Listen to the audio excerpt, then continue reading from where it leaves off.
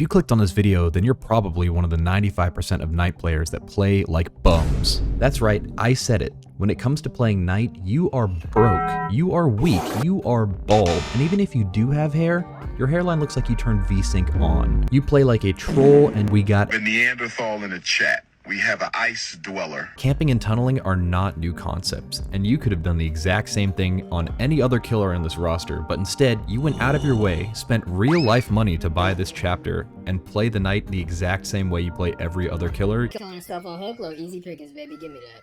Top 1% Knight, baby. Hold that and hold this, I'm better, don't forget that.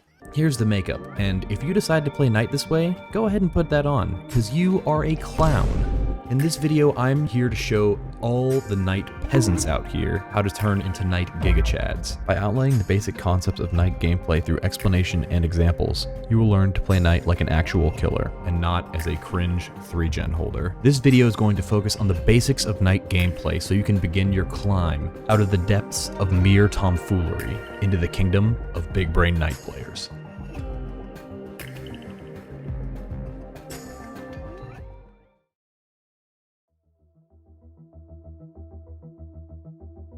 If you played this game for an extended period of time, or taken a look at DBD Twitter, then you probably understand the community's perception of the Knight. That the Knight is only good at 3-genning, and if he isn't, then he has to cheese wins by tunneling or camping. While there are certainly Knights that can get away with playing like this idea is not only misguided, but stunts the growth of prospective Knight players, and keeps them from learning his kit properly. Because this idea is false. Not only is the Knight viable outside of holding a 3-gen from the beginning of the game, but he is actually really strong if you properly play into his archetype. What is that archetype? Well, the Knight is a multitasking zoner that can use his guards to guarantee hits, close out chases quickly, and spread pressure across the map. Knight's map pressure is uniquely strong in that his ability to pressure multiple survivors across the map is not dependent on mobility or a ranged projectile, nor is it based on early game trap setup like these killers, but where you decide to strategically place your guards. Understanding this concept and applying your guards in a way that adheres to this archetype is not only more effective, but also more rewarding and enjoyable to play from your perspective as well. This means that you need to avoid perks that reward you for locking down a 3-gen, and instead equipping perks that allow you to be more mobile, ping-ponging from chase to chase and spreading pressure in as wide of an area as possible. Hard 3-genning as a playstyle is not only squandering the potential of Knight's power, but with the right perks, it can be done much better by a fairly large number of killers, which is why I think the first thing to do as a new Knight main is ignore the community's perception of him, and understand the archetype you're playing into when playing this killer. Just saying get good can be some of the most unhelpful advice that you could possibly get, but it is unavoidable that there will be many situations where guards cannot help you at some loops. Either they'll be busy chasing someone else, pressuring a different objective, or you simply don't have time to place a guard down before the survivor W keys out of the structure. So it's really important that you have strong fundamentals in the M1 in order to confirm hits or close out chases without the help of your guards.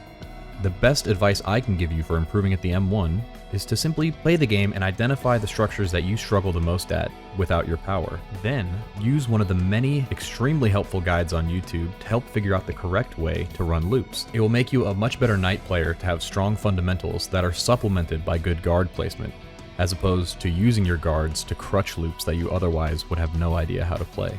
This is one of the most important tenets of Knight gameplay, and something that I personally still struggle with, and am learning to this day. The last tip that I can give someone to understand Knight at a basic level is to understand why you're sending guards. At the most basic level, the Carnifex is best at breaking stuff with his fast order time, the Assassin is good at chasing people with his faster hunt speed, and the Jailer is best at finding people with his massive detection radius. In a future video, I'll explain the differences between the guards, as their different strengths and weaknesses adds to the complexity of the killer and gives you different advantages depending on where they are in your rotation. For now, what's most important is to understand where and why you are sending guards at a rudimentary level. Before you start pathing a guard, think to yourself, why am I sending this guard out? Am I using him to help close out a chase? To get a tag on a survivor on a faraway objective? To stall a gen? Break a pallet? Maybe even bodyguard your way to a hook to either avoid or injure altruistic survivors for free. If you can't think of a good reason to send a guard out, more often than not, it's best to not send the guard out at all. One of the worst habits of new knights is to simply send out guards with no rhyme or reason. This not only leaves you standing still for the amount of time you path a guard out, but you are effectively powerless until the guard is finished patrolling and comes back into your inventory and off cooldown.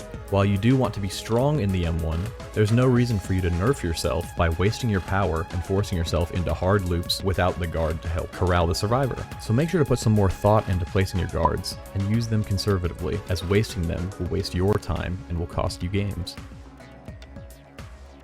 And that's going to do it for episode 1 of Night School. While this isn't nearly all the information that you can possibly learn about Night, there's a lot more that we'll be covering in future episodes. These are the core concepts that new players should be thinking about when trying to master the Night. As the series continues, we'll go more in depth on certain aspects of the Knight's kit, so that way you can begin to understand the Knight at a deeper level. But for now, I'll leave you to focus on those 3 points in your own gameplay. I hope you guys can see that there's so much more to this character than locking down a 3-gen. This guy actually has potential, and I hope you guys can see that. If there's anything you guys want me to focus on in the next episode, let me know. I already have an idea of what the next episode's going to be, but any suggestions, questions, or disagreements are very welcome in the comments. Make sure to keep it civil. I'll be happy to answer all comments as I read them. Thank you so much for watching, and I'll see you soon.